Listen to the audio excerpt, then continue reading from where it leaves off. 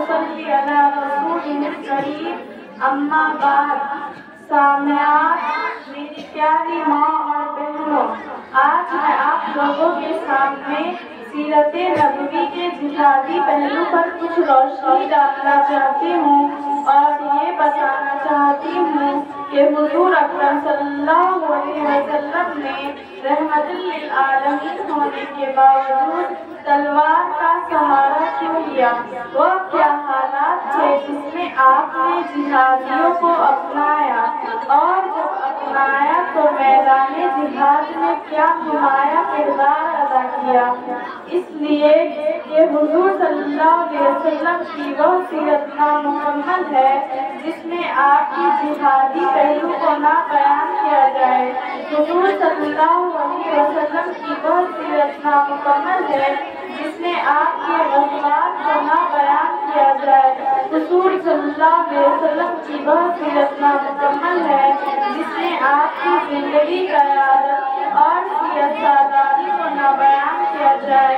معزز سامعات، یہ کسے معلوم نہیں کہ بعثت سے قبل پورا عرب پیغمبر علیہ السلام کو صادق اور امین کہہ کر پکارا کرتے تھے۔ محض خاندان سے محض قبیلہ والوں کے نزدیک آپ کی بے پناہ عزت تھی، آپ کا ایک مقام تھا، ذرے ذرے کو بھی آپ سے پیار اور محبت تھی۔ لیکن جب اسلام فاران کی چوٹیوں سے نمودار ہوا اور تاجدار فتوحات نے توحید کا اعلان کیا تو تمام مشرکین آپ کے مخالف ہو گئے، اپنے پرائے ہو گئے، دوست دشمن ہو گئے، ہر طرف دشمنی کی آگ بھڑک اٹھی۔ پھر کیا تھا؟ مصیبت کا سیلاب امنڈ پڑا۔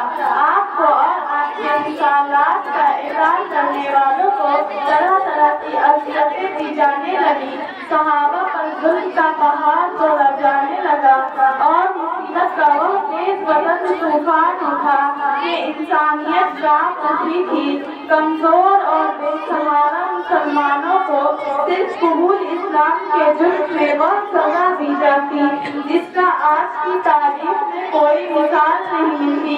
کہیں حضرت بلال رضی اللہ عنہ کے گلی میں رسی ڈال کر گھسیٹا جاتا تو کہیں حضرت عمار بن یاسر کو آگ کے گرم انگاروں پر لٹا کر وہ سزا دی جاتی کہ بدن کا روحا کھڑا ہو جاتا۔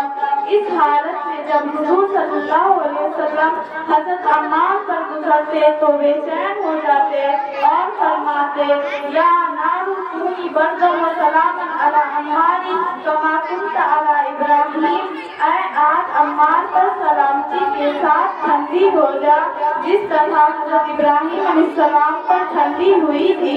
حضرت عمار کی والدہ حضرت سمیہ رضی اللہ عنہا بزرگ اور ضعیف تھی، وہ بھی کفار مکہ کے ظلم سے نجات نہ پا سکی تھی۔ ابو جہل نے ان کی شرمگاہ میں ایک دن اس زور سے برچھی ماری کہ وہ وہیں شہید ہو گئی۔ سامعات، حضرت خباب بن ارارت، حضرت ابو طلحہ، حضرت زبیر، حضرت ضنیر، حضرت طبیب بن سنان، حضرت خالد بن ولید اور ان جیسے دیگر درجنوں ایسے صحابہ تھے جو مشرکین مکہ کے وحشتناک ظلم و ستم کا کفتہ مشق بنے ہوئے تھے۔ جس قدر اسلام پھیلتا جاتا تھا اور مسلمانوں کی تعداد بڑھتی جاتی تھی، اسی قدر کفار مکہ کا غیظ و غضب زیادہ ہوتا جاتا تھا، یہاں تک کہ مکہ کی سرزمین مسلمانوں پر تنگ کر دی گئی، اللہ کا نام لینا بھی دشوارا کر دیا گیا۔ حد یہ کہ سینکڑوں دیوتی دیوتاؤں کے مجاریوں نے دائی حق کے خاتمہ کا فیصلہ کر لیا تو اللہ نے نبوت کے 13 سال بعد ہجرت کا حکم دیا اور تمام صحابہ کرام مجبور ہو کر چپ چاپ مکہ کے املاک و جائیداد کو چھوڑ کر مدینہ ہجرت فرما گئے تاکہ وہاں آزاد ہو کر اللہ کی عبادت کر سکے، لیکن یہ اسلام کے دشمن مشرکین مکہ کا دل اب بھی ٹھنڈا نہ ہوا اور یہود مرجینہ منافقین دیگر قبائل سے مل کر مدینہ پر حملہ کی تیاری شروع کر دی۔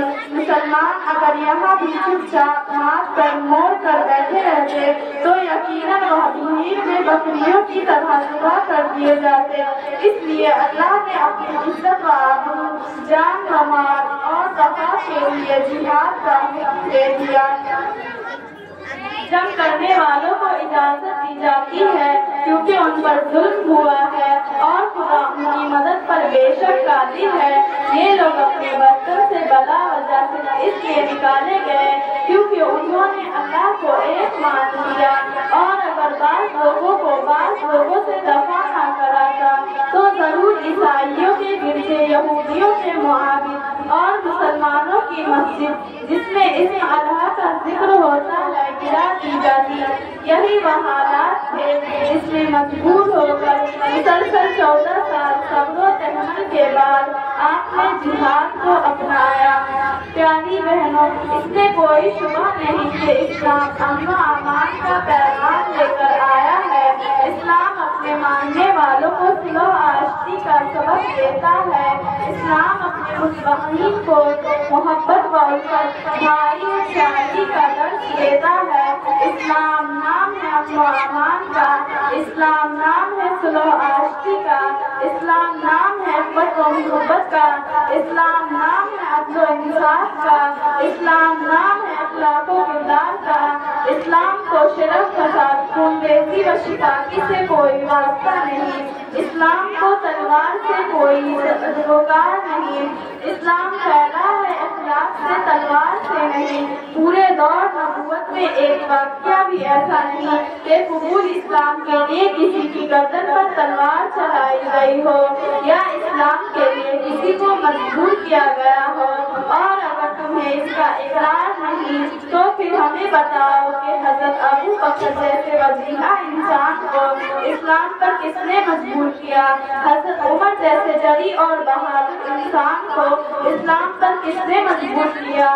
حضرت علی جیسے فاتح خیبر کو اسلام پر کس نے مجبور کیا؟ حضرت خالد بن ولید جیسے سپہ سالار کو اسلام پر کس نے مجبور کیا؟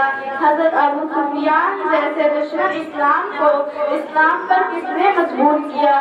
سامعین، اسلام امن و امان کا مقصد ہے، لیکن یہ جو دین اور رہبانیت کی تعلیم لے کر دنیا میں نہیں آیا ہے۔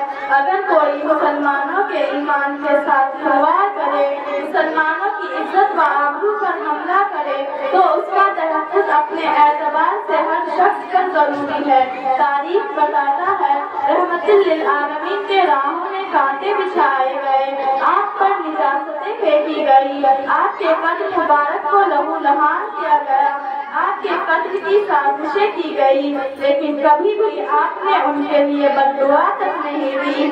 آپ نے اپنے اخلاق حسنہ کو مجروح ہونے نہیں دیا، لیکن جب آپ کو ہر طرف سے تنگ کر دیا گیا اور گھر بار چھوڑنے کے باوجود مشرکین مکہ کی مخالفت میں کوئی کمی نہ آئی تو آپ نے اپنے مجاہدانہ کردار کے ذریعے دنیا کو یہ ثابت کر دکھایا تاکہ ہماری خاموشی کو بزدلی سے تعبیر نہ کیا کرو، ہماری نرمی، رحم دلی، عفو و کرم کو ضعف و کمزوری نہ سمجھا کرو، ہمارے اخلاق و کردار کو بے شعوری تصور نہ کیا کرو، اس لیے کہ ہم مظلوم صحیح لیکن مجبور نہیں ہیں، ہم مظلوم صحیح لیکن مجبور نہیں ہیں، ہم اگر ضد پر آ جائیں گے تو کہرام مچا دیں گے۔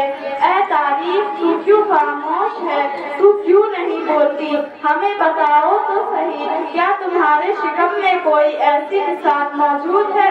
کیا تم کوئی ایسی ہستی پیش کر سکتے ہو جو رحمت للعالمین بھی ہو اور سب سے بڑا فوجی کمانڈر بھی ہو، جو محسن اعظم بھی ہو اور عظیم الشان سپہ سالار بھی ہو، جو غمخوار غمگسار بھی ہو اور فاتح اعظم بھی ہو، جو फातह आज़म भी हो, जो शाह कौम का मकाम भी हो और अमीर फौज भी हो, जो रहमत कायनात भी हो और शहंशाह कौनैन भी हो। खुदा की कसम, अर्ज़ व फलक ने कभी ऐसी मुक़द्दस हस्ती नहीं देखी होगी जिसने दुश्मनों पर काबू पाने के बावजूद माज़ी का ऐलान कर दिया।